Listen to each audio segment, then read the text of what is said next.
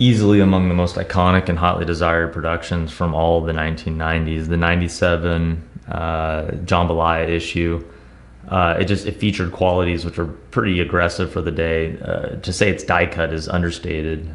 We have this sort of 3D print material to the front. It's that plastic grade that creates this sort of like 3D appearance, and then you have the full oval production with the fragile gold foiling kind of intermits throughout. This is just one of the most condition sensitive and hotly desired issues that's ever been made, and certainly in high grades, it's a museum piece.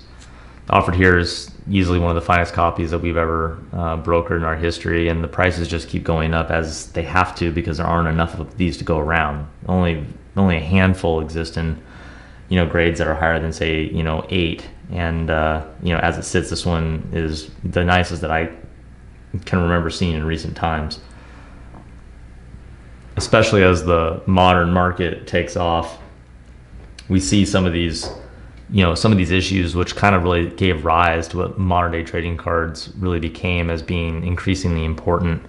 They're symbolic, and they were ground changing, and they had vision, just like Jordan himself in some ways. So I mean, I think it's very likely that we'll see these cards continue their meteoric rise.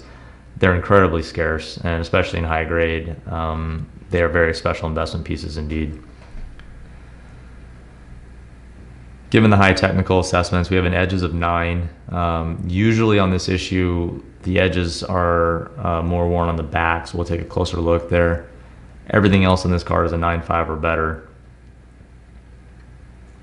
Aesthetically from the front, it's a defect-free card. This full bleed back is usually where we see just minor signs of wear.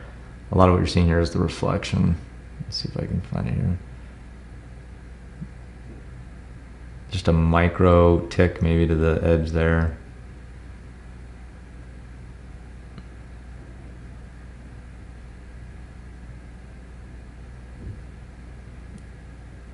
Usually at the top and bottom here, you get these, the little tiny itsy bitsy white specks. That's kind of from the cut process. As the blade came around and met, that's usually where they find those little white flecks.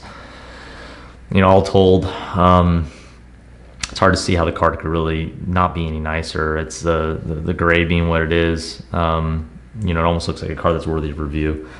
It's a beautiful, beautiful example of a very important card. I'm delighted to have it in the auction.